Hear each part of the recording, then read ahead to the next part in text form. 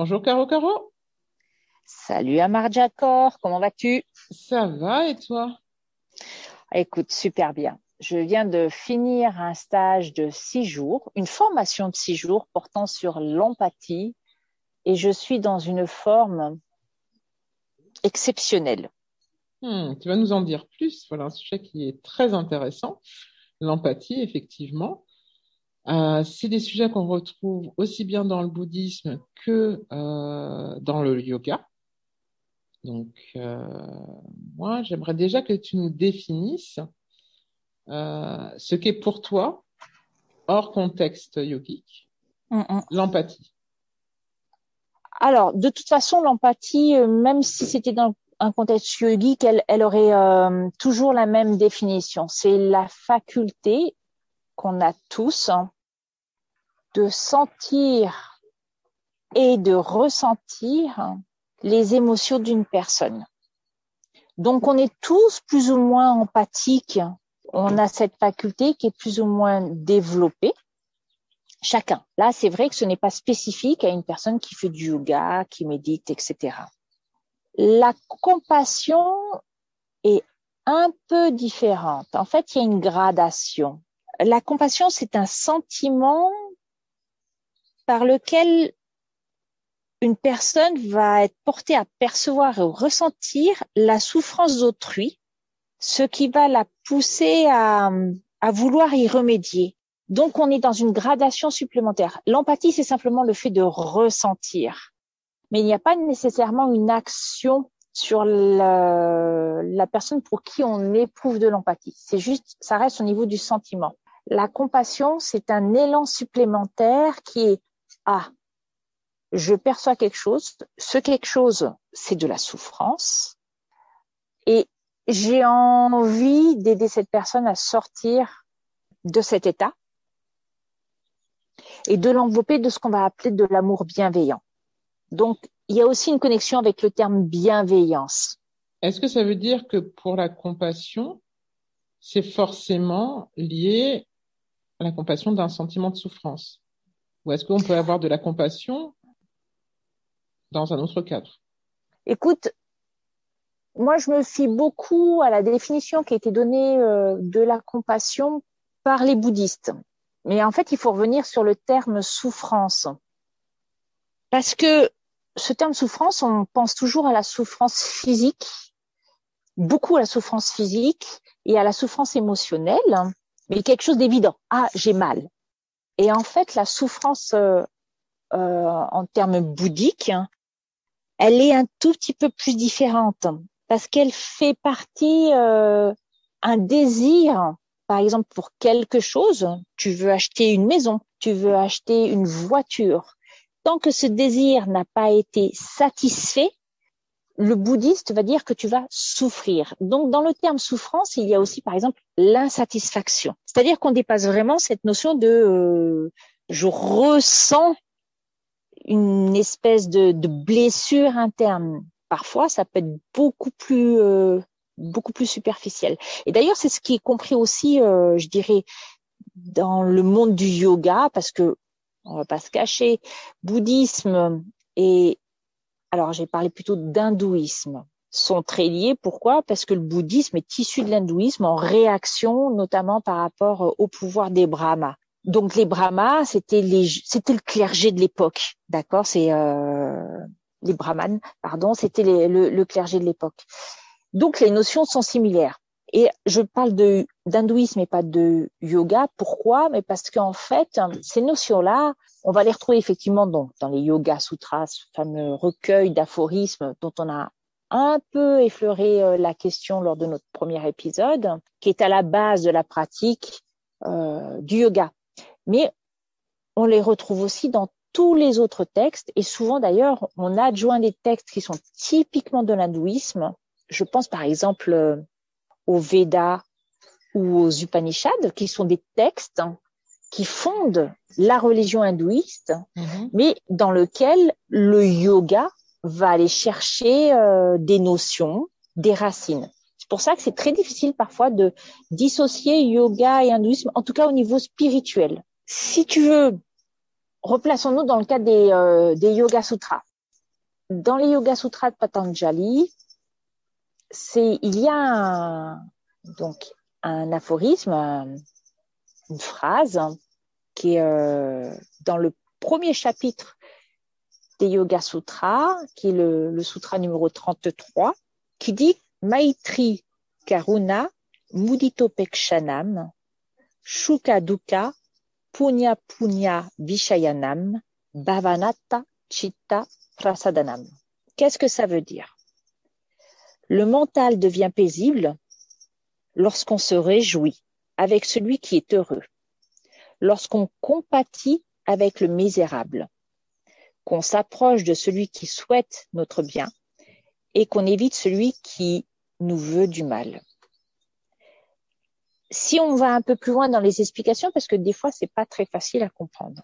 Je voudrais citer un grand auteur, parce qu'en fait, c'est le premier à avoir fait les commentaires des Yoga Sutras et que peut-être nos auditeurs ont déjà entendu son nom. C'est Vyasa. Vyasa, c'était un grand sage, ce qu'on appelle un rishi, c'est-à-dire c'était celui qui avait le pouvoir de la connaissance innée dans l'Inde ancienne. Vyasa a commenté les Yoga Sutras et il a notamment dit pour ce sutra-là que le yogi doit créer en lui la bienveillance à l'égard de tous les êtres vivants qui sont arrivés à l'état de jouissance et de plaisir. La compassion à l'égard de ceux qui souffrent, la joie à l'égard de ceux dont la nature est méritante, l'équanimité à l'égard de ceux dont la conduite n'est pas méritoire. C'est chez celui qui crée ces états en lui, il apparaît une vertu limpide. Alors, le psychisme, notre mental, et rappelez-vous ce qu'on a dit lors du premier épisode sur ce qu'est le yoga, le mental est racinaire, fixé en un seul objet, et il est alors en position stable. C'est-à-dire que pour arriver en l'état de yoga, Patanjali explique qu'il faut éprouver ces 4 états. Donc, Maitri, Karuna, Mudito et Pekshanam. Alors, je vais vous expliquer ce qu'est chacune des... et vous allez voir les connexions avec le bouddhisme, parce qu'en fait, Maitri, Karuna, Mudito et Upeksha, c'est ce qu'on appelle les 4 incommensurables du bouddhisme. Maitri, c'est quoi? C'est la bienveillance.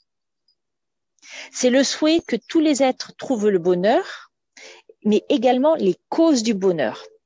Et pour ceux qui pratiquent le bouddhisme, ou même d'ailleurs pour beaucoup de gens qui s'y intéressent, vous connaissez certainement les méditations qu'on appelle la méta, la méditation bienveillante. Eh ben voilà, c'est ce sentiment-là, la bienveillance. Karuna, c'est aujourd'hui ce qui nous intéresse particulièrement, c'est la compassion. C'est le souhait que tous les êtres soient libres de la souffrance et des causes de la souffrance. Donc, par rapport à ce que j'avais expliqué sur ce qu'est la souffrance. Le terme souffrance, d'ailleurs, on le retrouve aussi en yoga, parce que pourquoi on fait du yoga et pourquoi on veut arrêter, avoir un mental neutre, équanime, c'est pour éviter la souffrance, parce qu'en définitive, toutes les religions, elles sont bâties là-dessus. Et d'ailleurs, tiens, j'utilise le terme religion, c'est que c'est parce que l'homme souffre, quelle que soit la dimension de la souffrance, que on a créé les religions et que le yoga s'est mis en place. Le 3e terme, mudita, la joie sympathisante ou l'altruisme, c'est le souhait que les êtres trouvent la joie exempte de souffrance. Vous voyez, il y a une gradation à chaque stade. Et upeksha, c'est l'équanimité et là, on va beaucoup se rapprocher aussi des grands thèmes du yoga, le détachement. À chaque fois que je vois le mot détachement, moi, je pense à la Bhagavad Gita. Donc, le chant du bienheureux, c'est un livre qui est intégré à la plus grande épopée indienne qui existe, qui s'appelle le Mahabharata, et dont on aura très certainement l'occasion de discuter, parce que le détachement est important au regard de 2 choses. D'abord, se détacher pour ne pas souffrir, et puis se détacher pour accomplir ce qu'on appelle son dharma ou ce pourquoi on est là sur cette terre. Mais je me permets d'ouvrir une parenthèse, Caro, Je t'en prie. en ce qui concerne la souffrance. J'affinerais peut-être ton propos dans la mesure où je dirais que pour la méditation, pour le mental neutre, la question, à mon sens, n'est pas celle d'éviter la souffrance, c'est plus de se libérer du cycle de la souffrance. C'est-à-dire que les situations physiques ou mentales qui sont à l'origine, qui sont les causes d'une souffrance du mental, continueront à perdurer dans cette incarnation humaine. Le deuil, la séparation, voilà, il y a pas mal, enfin, énormément de choses, bien évidemment, qui peuvent être source de souffrance. Mais dans la méditation, l'idée n'est pas forcément de ne plus souffrir, mais plutôt d'accueillir l'émotion, non pas de souffrance, mais l'émotion que ça génère. Si je prends le deuil, on va dire la tristesse, le manque de la personne aimée qui n'est plus là, qui nous a quittés, mais ce serait que cela ne devienne pas en soi quelque chose qui alimente le cycle des souffrances, puisque chaque réincarnation, donc qu'on soit dans la tradition bouddhiste ou hindouiste, est une forme de chaîne, dans le sens physique du terme, à ce lien à la souffrance. Et l'être éveillé, donc que ce soit par le yoga, par la voie de Bouddha, est celui qui a réussi à se libérer en fait de cette souffrance. Parce que en bouddhisme, donc il y a une parole de Bouddha que moi qui me semblait intéressant et que je pense que tu vas pouvoir commenter. Donc Bouddha, dans un des sutras, dit il y a 4 pensées illimitées: l'amour, la compassion, la joie et l'égalité de l'âme. Ça, c'est les 4 pensées illimitées dans le bouddhisme. C'est-à-dire qu'elles supplantent les autres de par leur caractère infini. On peut aimer infiniment, on peut compatir de façon infinie, la joie, etc., l'égalité de l'âme, c'est ce qu'on pourrait rapprocher du mental neutre.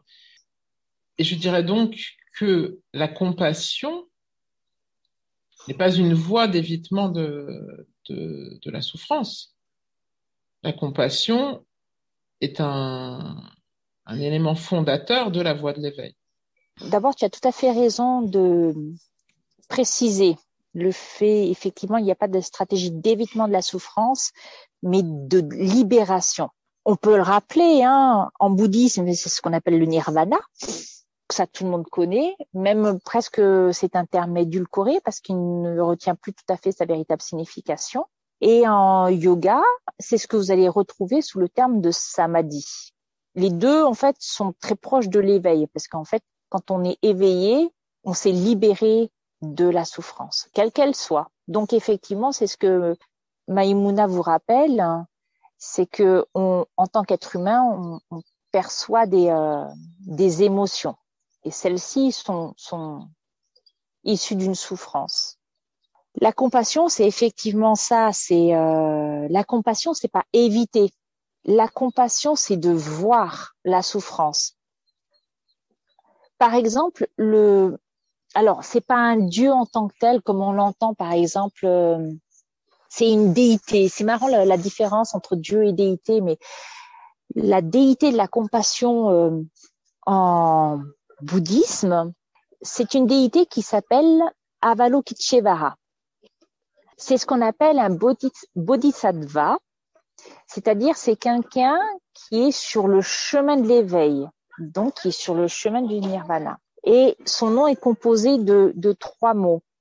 Ishvara, ça signifie Dieu en sanskrit, et ce terme-là, vous allez le retrouver dans les Yoga Sutras.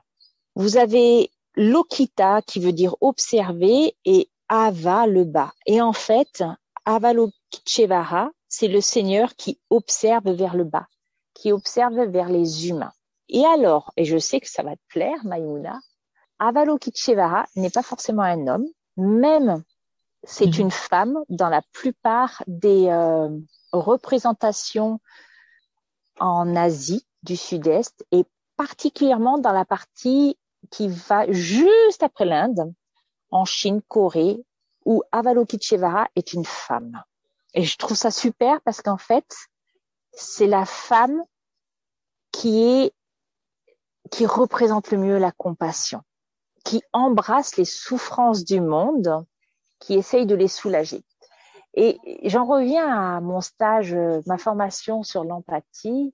Bien sûr que l'idée, c'était de parler de l'empathie pour des profs de yoga. Parce que quand on est prof de yoga, on voit beaucoup de gens arriver dans nos cours, que ça soit en physique ou en ligne, et on perçoit des choses. Soit votre élève va vous dire des choses, soit il va pas les énoncer.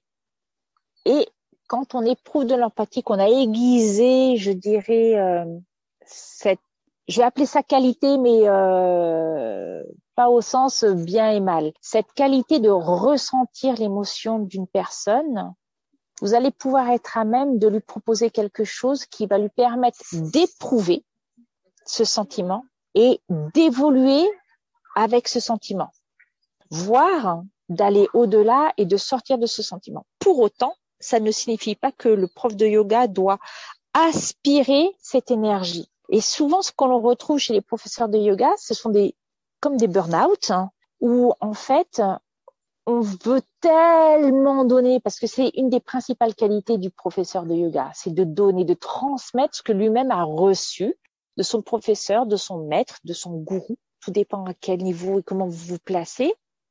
Vous voulez tellement donner que donner une belle part, c'est là où on retrouve la notion de bienveillance et peut-être de compassion, tout dépend dans comment on se situe, que en fait vous allez aspirer l'émotion de la personne. Et on se retrouve parfois à être après des cours où on n'est pas bien parce que en fait on a tellement donné et on a récupéré tout ce qui n'allait pas chez une personne. En partie, bien entendu, ça ne veut pas dire que la personne va très bien en sortant du cours, c'est pas ça. Que le professeur doit absolument apprendre à gérer cette empathie. Une empathie, ça ne veut pas dire oui, je perçois ce qui se passe dans le corps d'une personne, je lis les émotions qui s'affichent dans le corps, sur le visage, dans la façon d'être, dans la façon de respirer, mais ça ne veut pas dire empathie que vous devez aspirer. Après, le deuxième ressaut, c'est la compassion. Et c'est là, moi, ce que j'ai beaucoup aimé, parce que mon professeur, Jambo, je sais même plus si on a déjà eu l'occasion d'en parler, Maïmouna, je me souviens plus. Non, okay. Jambo, donc, est un professeur anglais, mais dont les origines sont asiatiques. Et il a baigné toute son enfance dans la religion bouddhiste et taoïste. Et ce que j'aime particulièrement avec lui, c'est justement ce syncrétisme, ce mélange des deux approches avec le yoga. Ce qui est pour moi une ouverture exceptionnelle parce qu'on reste pas uniquement basé sur l'Inde elle-même. Ça veut pas dire que ce qui est indien n'est pas bien, pas du tout. Je suis occidentale, je suis pas indienne, je peux pas dire que je reconnais tout ce qui est dans la religion indienne. Je suis catholique en plus, je suis française, donc j'ai baigné dans une certaine éducation. Le fait de s'ouvrir comme ça me permet de voir les choses différemment. Et là, dans ce stage-là, ce que j'ai particulièrement apprécié avec Jambo, outre le fait d'apprendre à, voilà, vous êtes empathique, reconnaissez que vous êtes empathique et faites que cela devienne une espèce de don, une qualité et pas un défaut, mais quelque chose qui peut être lourd à porter. Et vous êtes là pour vos élèves. Et en fait, moi, à travers cette formation, j'ai commencé à ressentir quelque chose qui était complètement différent. C'était une espèce d'amour grandissant et je pense que c'est venu en partie aussi, forcément de l'amour que donne Jambo à ses élèves. Mais attention, justement, lui-même met en place les mécanismes pour ne pas avaler nos émotions. Ça, c'est important. Et en même temps, il nous propose des clés, à nous pas de les prendre, parce que ça, c'est très important. On reste toujours libre et maître de ses actions, de ses pensées. Ça, c'est très, très, très important. Et la façon dont c'est transmis et justement l'utilisation de mantras qui, du coup, ne sont plus issus de la voie du yoga classique, telle qu'on la connaît, mais du bouddhisme taoïste. Et c'est comme ça que Avalokiteshvara, en fait, c'est pas la première fois que Jambo nous en parle. C'est même, il nous en a parlé pendant la formation de Forest Yoga, dont on a parlé dans un épisode précédent. Et j'aime beaucoup parce que, en plus, Jambo l'a tout de suite représenté sous la forme d'une femme. Et et c'est là où vous allez retrouver certaines choses. Autour de Avalokiteshvara, vous retrouvez 3 mantras, dont un que tout le monde connaît, qui est le Om Mani Padme Hum.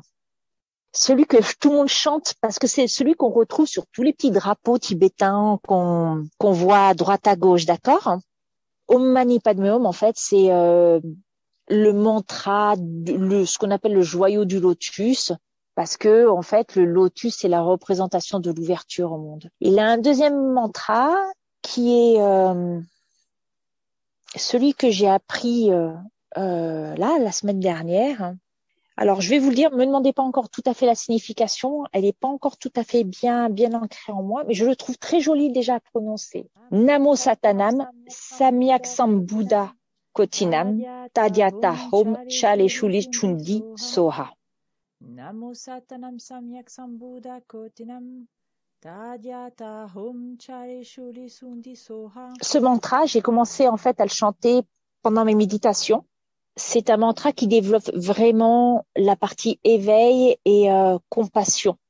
Et il y en a encore un plus long sur ce qu'on appelle la grande compassion. Celui-là, je le connais pas encore bien et je préfère pas encore partager sur celui-ci. Mais en fait, ce qu'il vous dit, c'est que la compassion, c'est un immense élan qui vient du cœur. Donc c'est lié à l'amour, on est bien d'accord. Ouais, c'est lié à l'amour. C'est pas l'amour physique c'est vraiment le sentiment d'amour. L'amour universel. Voilà, l'amour universel, tout à fait. C'est exactement ça. C'est cette volonté de vouloir aider la personne. C'est vraiment quelque chose qui vous dépasse. Et c'est ça la compassion. Dans votre vie de tous les jours, vous pouvez faire preuve de compassion. Peut-être que vous en avez pas forcément conscience. Et c'est important parce que c'est par rapport à l'empathie. Parce qu'il y a des gens qui sentent des sentiments, qui ressentent les choses des autres personnes. Mais attention, quelqu'un qui a de l'empathie n'est pas forcément quelqu'un qui éprouve de la compassion ou de l'amour bienveillant. Pourquoi? Parce que parfois, ça peut faire peur. Et du coup, la personne va se retourner sur elle-même. Qu'est-ce qui peut faire peur? Je pense que, en fait, c'est une question d'ego. Je pense qu'il y a des personnes qui, en fait, pour le coup, qui souffrent terriblement et qui pensent qu'elles sont attaquées en ressentant certaines émotions, alors que c'est pas du tout le cas.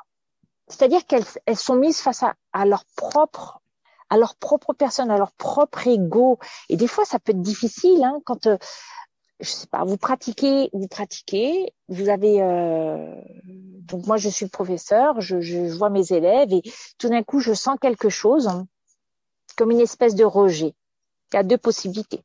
Soit le rejet, tu le prends pour toi et tu dis oh là là, mais je suis nulle. En fait, je ne suis pas bonne pour cette personne. Donc ce que tu vas faire, c'est que tu vas mettre de la distance avec cette personne pour surtout plus ressentir ce rejet. Et surtout, ne pas regarder pourquoi il y a du rejet. Alors, après, je te dirais pourquoi, et là, c'est une deuxième question qui n'a rien à voir avec le sujet actuel, c'est si on éprouve ce genre de sentiment-là, il y a peut-être des questions à se creuser. Et puis, il y a l'autre côté qui est, en fait, il y a un appel de la part de la personne. Donc, je suis libre de choisir. Un appel? Est-ce que tu peux... C'est-à-dire, tu ressens ce rejet, mais est-ce que c'est un rejet vis-à-vis de moi ou c'est un rejet vis-à-vis de quelque chose d'autre, voire même de sa propre personne? Donc, c'est c'est faire en sorte que la personne qui est en face de toi s'exprime plus pleinement pour déterminer, ou en tout cas l'aider à déterminer ce qu'elle rejette. Ça peut être une partie de son corps, ça peut être une émotion qu'elle veut surtout pas voir, ça, plein de choses. Ou ça peut être toi d'ailleurs. Bon là, je pense qu'il faut après en tirer la conséquence, mais c'est ça. Et donc là, Là, on est encore dans l'empathie. Et donc, après, c'est décider de ce qu'on fait. C'est est-ce que j'accompagne la personne ou pas? Il faut savoir que quelqu'un qui a de l'empathie a un pouvoir très fort aussi. Et c'est là où beaucoup de professeurs de yoga, à mon sens, se trompent. Parce que souvent, quand on fait des ateliers, tu as des personnes au bout de 2 heures de pratique intense de yoga qui commencent à lâcher des émotions sur le tapis. Il y en a même certaines qui pleurent. Quelqu'un qui est empathique sent que ça va se passer. Et donc, certains se disent, il faut absolument que la personne pleure pour exprimer ce qu'elle en elle. C'est là où moi je dis non. Aider la personne à vouloir s'exprimer, c'est pas automatiquement la faire pleurer sur un tapis de yoga. C'est pas du tout ça. Ça, c'est pas du tout de la compassion. Parce que, en fait, on fait encore plus souffrir la personne. Oui. C'est peut-être dur ce que je dis. Moi, ça m'est déjà arrivé, de pleurer sur un tapis, notamment pendant des formations. C'était pas l'objectif voulu par le professeur. En l'occurrence, c'était avec Jambo. C'était pas du tout voulu, c'était pas l'objectif. Et d'ailleurs, quand c'est comme ça, le professeur ne vient pas te prendre dans les bras et te dire c'est pas grave, ça va passer. C'est pas ça, parce que ça, c'est juste ramener la personne dans sa propre émotion de souffrance à cet instant-là. Ce qu'on veut, c'est aider la personne à souffrir. Et la compassion, ça va être de lui créer un espace où elle se sent en sécurité pour s'exprimer, mais pas que par les pleurs. C'est-à-dire que, et c'est même pas forcément par la parole, mais ça va être pour que sa personnalité sorte et qu'elle puisse parler à ce que je vais appeler son esprit. Ça va vous sembler peut-être bizarre, mais on a chacun notre âme. Alors, vous pouvez l'avoir simplement dans votre tête, peu importe, ou un élan du cœur. Mais très souvent, on est dans une société où on n'est pas tout à fait nous-mêmes parce qu'on vit sous le diktat il faut être performant. On parle d'élévation dans la société, mais on ne parle pas d'élévation spirituelle là, on parle d'élévation économique. Et pourtant, ce qui compte pour les gens, c'est l'élévation dans la société. Quand on y réfléchit, c'est... Donc, je m'égare un peu. Et la compassion, ça va être juste d'entourer cette personne avec cet amour universel que tu as, que cette bienveillance, la fameuse méta bouddhiste, mais on laisse la personne faire. Il n'y a pas d'action volontaire. Mais ça Et veut c'est dire que ça, la quand tu dis compassion. que tu l'entoures de ton amour bienveillant, c'est pas très concret, puisque tu la prends pas dans tes bras pour lui faire un câlin. Spécifiquement, comment ça se passe? Ça veut dire quoi? Tu poses Tu vas l'intention de l'amour commencer... bienveillant, Non, mais par contre, tu restes à non. distance de la En fait, personne? par exemple, quand alors quand ça se passe par exemple sur une formation, généralement ça se passe pas forcément au moment de la pratique physique, mais après, quand on travaille sur un truc un peu particulier, l'intention générale de l'atelier, la première chose à faire, c'est de surtout pas mettre ses mains sur le visage et dire catastrophe, oulala. Ça va être de respirer avec cette personne.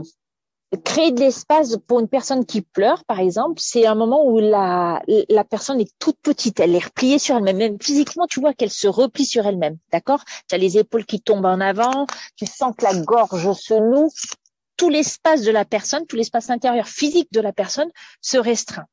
Donc l'idée, c'est de l'accompagner avec ta respiration. Tu respires avec elle. Tu ne dis rien. Tu l'accompagnes de cette respiration. Et cette respiration-là, elle est bienveillante. Cette respiration ne juge pas. Il n'y a pas de jugement à apporter. Chacun est maître de ses émotions. Après un certain laps de temps, tu pourras aller voir la personne. Par exemple, lors d'une pratique, moi, ça m'est arrivé. Au début, c'est très surprenant. Et tu te dis, zut, qu'est-ce que je peux faire? Et en fait, au début, il faut laisser la personne. Qu'elle sente son émotion et qu'elle arrive à la transformer avec sa respiration. C'est pour ça l'accompagner avec la respiration est extrêmement important. Et après, tu peux aller voir la personne, lui demander si ça va, si elle a besoin de boire quelque chose. Boire, ça sera important parce que boire permet de purifier. On en a parlé un peu avec le jeûne. Le fait de boire, ça purifie le corps, ça purifie les émotions aussi. Ça permet de se réenraciner parce que vivre une émotion où on pleure, généralement, on est moins enraciné. Donc, enraciné, souvenez-vous, en yoga, c'est souvent liées au chakra, au premier et deuxième chakra.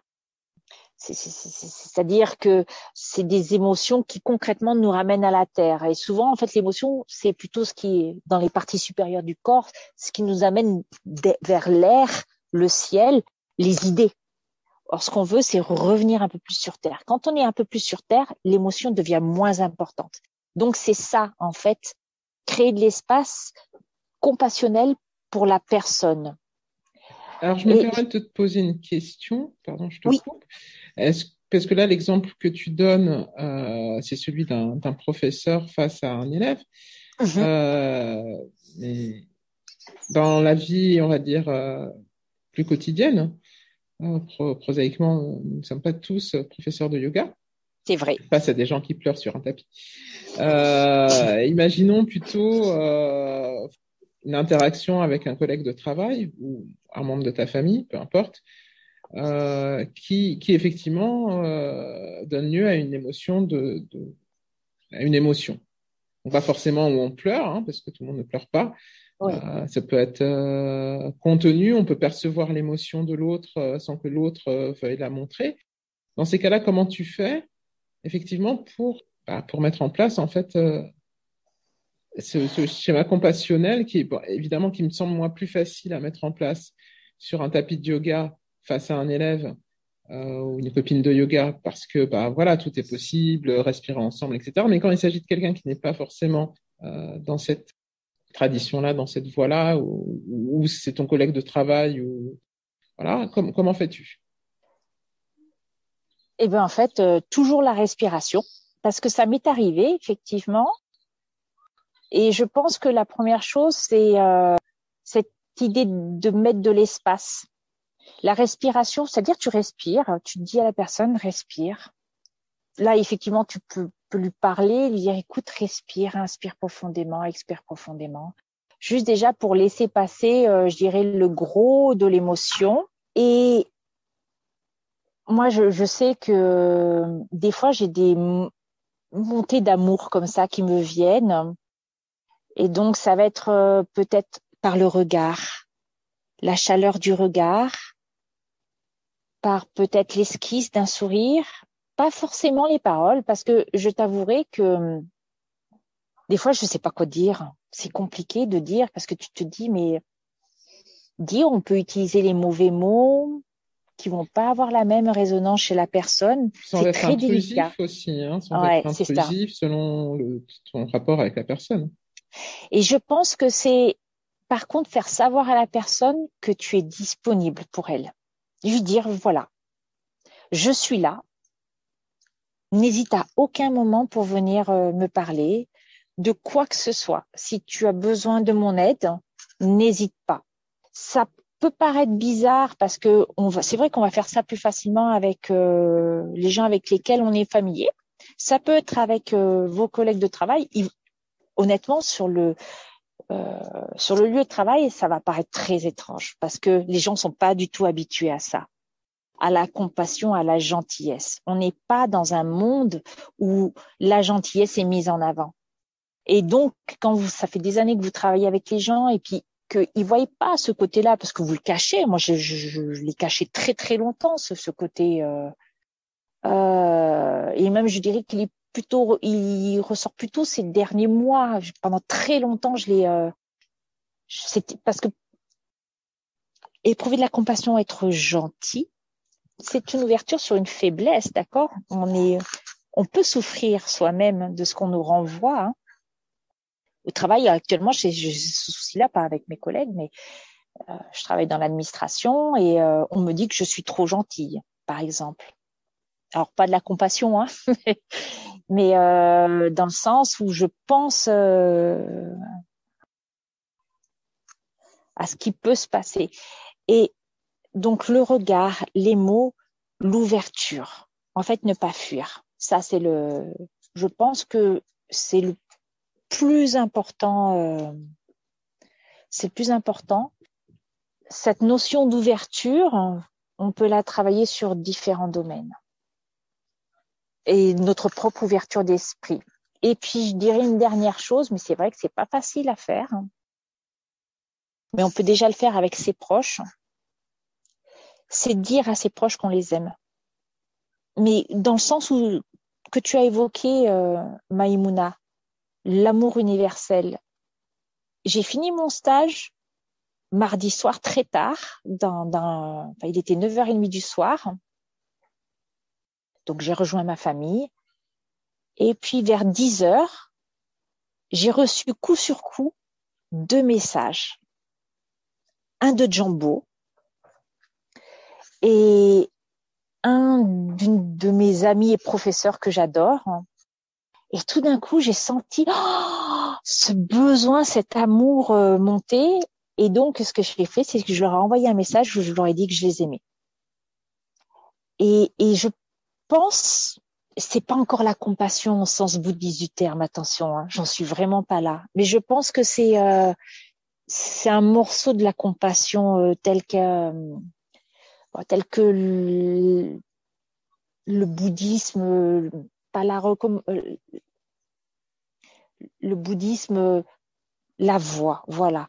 Et c'est quelque chose où je vais essayer de m'exercer dans les prochains mois, c'est-à-dire vraiment essayer d'éprouver cet amour et quand je le sens, de le dire. Parce que je crois qu'on le dit, en fait, on dit pas assez aux gens qu'on les aime. Et je pense que c'est là où moi, avec cette formation sur l'empathie, que j'ai commencé à travailler sur la notion de compassion, c'est là où moi j'évolue. Voilà. En tant que prof de yoga aussi, hein, mais c'est le yoga aussi qui m'a peut-être amené à ça. Enfin, il y a plein de choses. Voilà, si vous devez travailler sur des éléments, c'est voir comment vous réagissez quand vous sentez ces sentiments monter, comment vous réagissez par rapport à la souffrance des gens ou pas, ou en tout cas aux émotions des gens, pour simplement être, en définitive. Moi, je trouve que là où je m'exprime le mieux, c'est là. C'est en fait en disant aux gens que je les aime, parce que je crois que c'est ce qu'il y a de plus beau. Et franchement, quand je dis ça, c'est super. C'est très beau. Ça me fait penser à Amma, en fait, dans la forme d'amour complètement inconditionnel qu'elle distribue quand elle fait le darshan. Donc, Oui. Amma, c'est cette gourou indienne qui, avant le confinement, faisait le tour du monde et faisait ce qui de l'extérieur pouvait sembler être des hugs et des câlins aux gens. Mais enfin, bon, c'est un peu plus que ça. Où justement, voilà, elle transmet cette forme d'amour totalement inconditionnel dans la forme la plus pure, dans sa notion la plus universelle, donc en prenant les gens dans les bras et en remplissant son cœur de compassion, elle remplit aussi le cœur de l'autre. Et à cet instant-là, il se passe effectivement ce je t'aime que tu dis, qu'on ne dit pas assez à nos proches, qui est cristallisé et qui se développe, qui prend vie, qui devient réel. Je suis complètement d'accord avec toi. Toi, Maïmouna, tu es déjà allée voir Amma, n'est-ce pas? Ouais, j'ai été la voir plusieurs fois. Alors moi, le darshan, je ne l'ai pas fait. J'en éprouvais pas le besoin. Ça peut sembler paradoxal, mais alors déjà, il y avait une question de temps parce que le temps que tu arrives et le temps que tu passes au darshan, il se passe 7-8 heures. Et ça, c'est une chose. Par ailleurs, moi, le simple fait d'être dans cet environnement plein de bienveillance, plein d'amour et de compassion, c'est-à-dire avec que des gens en fait qui sont là juste pour prendre de l'amour et donner de l'amour, ça me suffit amplement. Et le fait de la voir en fait distribuer cet amour, moi, me remplit d'une joie et d'un bonheur et d'un amour complètement indescriptible. Et je dirais que le darshan, quand elle fait ce hug, parce que darshan, en fait, c'est une manifestation spirituelle qui peut prendre des formes différentes selon les maîtres. Là, dans ce cas précis,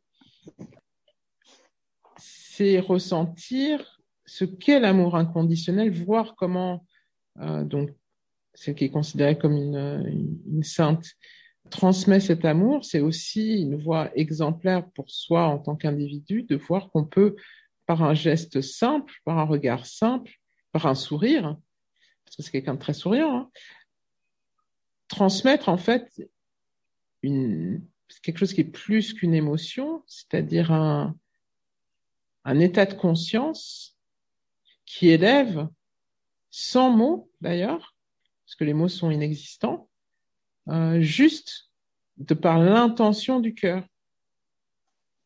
Et c'est là où c'est intéressant parce qu'en fait, il n'est pas nécessaire d'avoir forcément en tête tout ce qu'on a évoqué, ne serait-ce en bouddhisme, en yoga, ou quelle que soit la situation finalement dans laquelle on est, mais l'intention, on peut tous l'avoir et vis-à-vis de, effectivement, comme on disait, le collègue de travail, mais ça peut être la caissière, ça peut être n'importe qui en fait qu'on croise, parce qu'en fait, il n'y a pas de plus grande,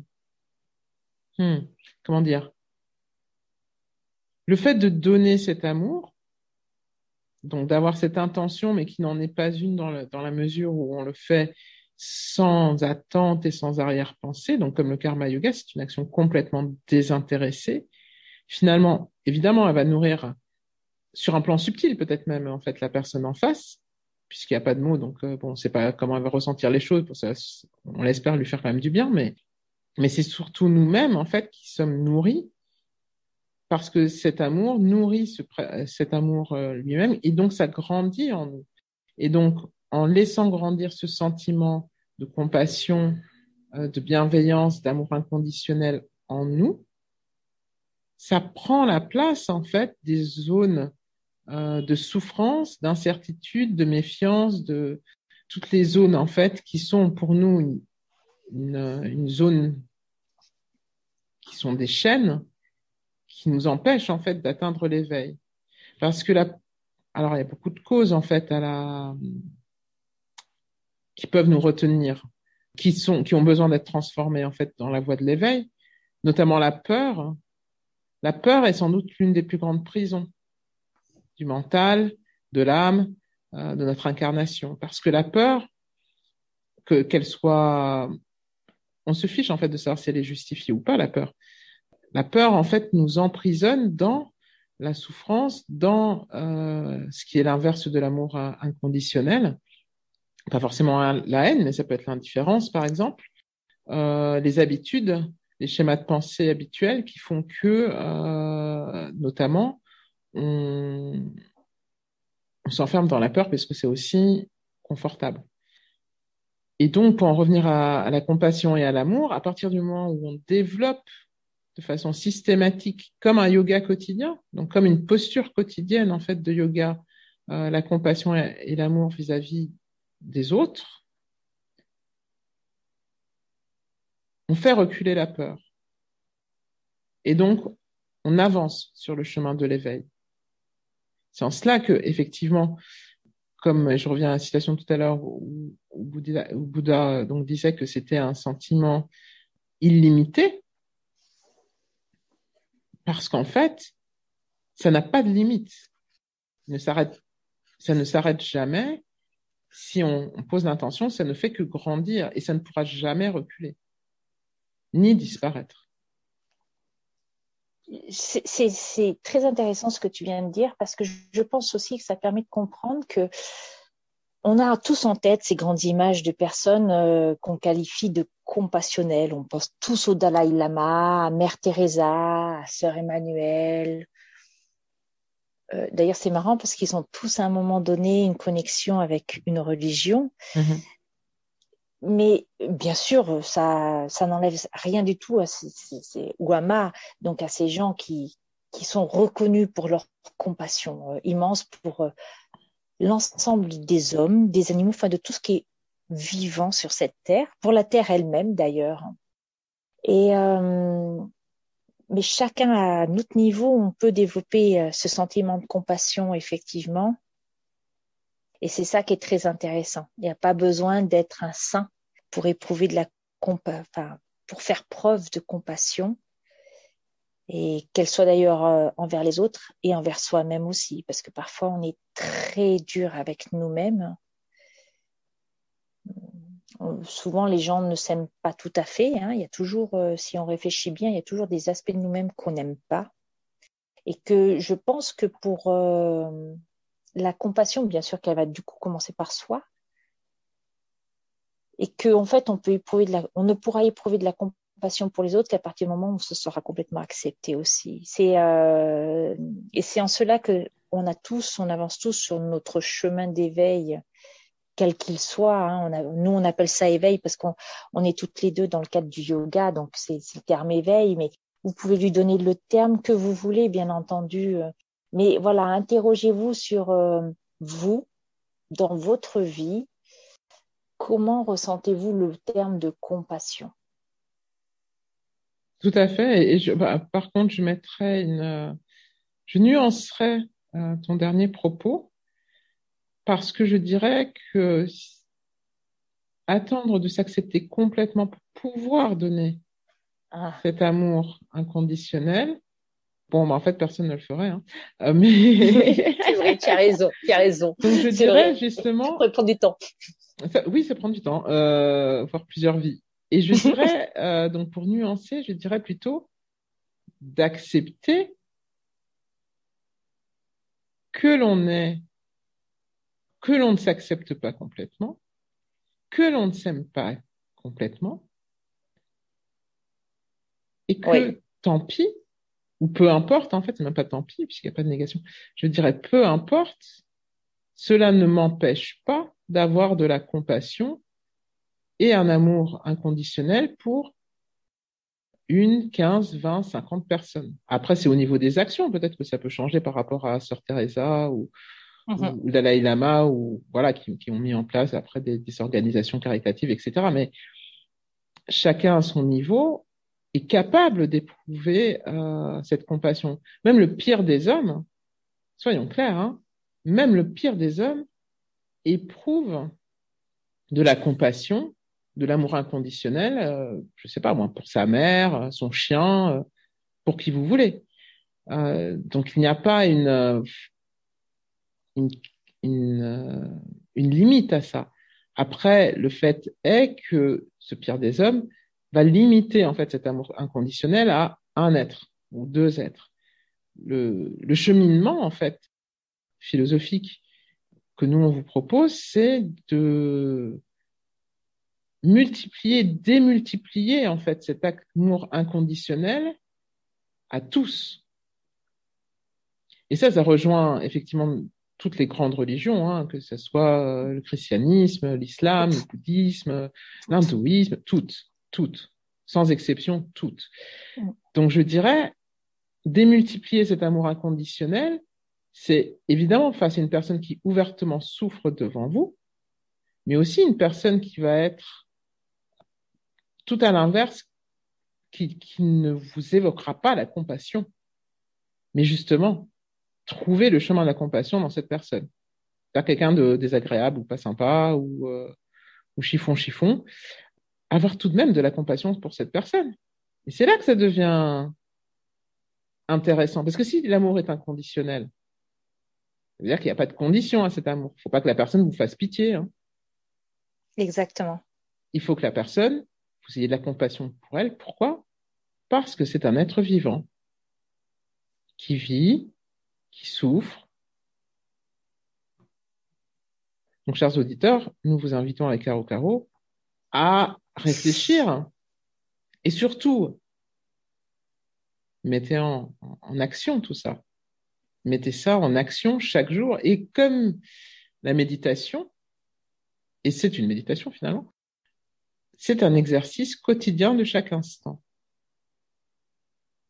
Parfait. Écoutez, chers auditeurs, nous avons été ravis d'être aussi longtemps avec vous. Chers auditeurs, nous vous retrouverons très bientôt dans un nouvel épisode, plein de rebondissements. Nous l'espérons.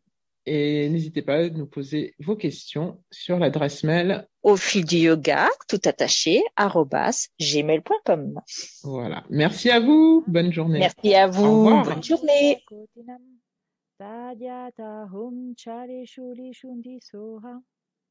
Namo Satanam Samyak Sambuddha Kotinam Tadyata Hum Chare Shuli Sundi Soha.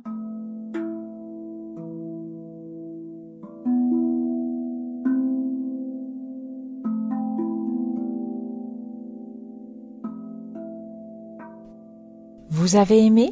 Alors n'hésitez pas à nous le dire en nous écrivant à l'adresse suivante au fil du yoga @gmail.com.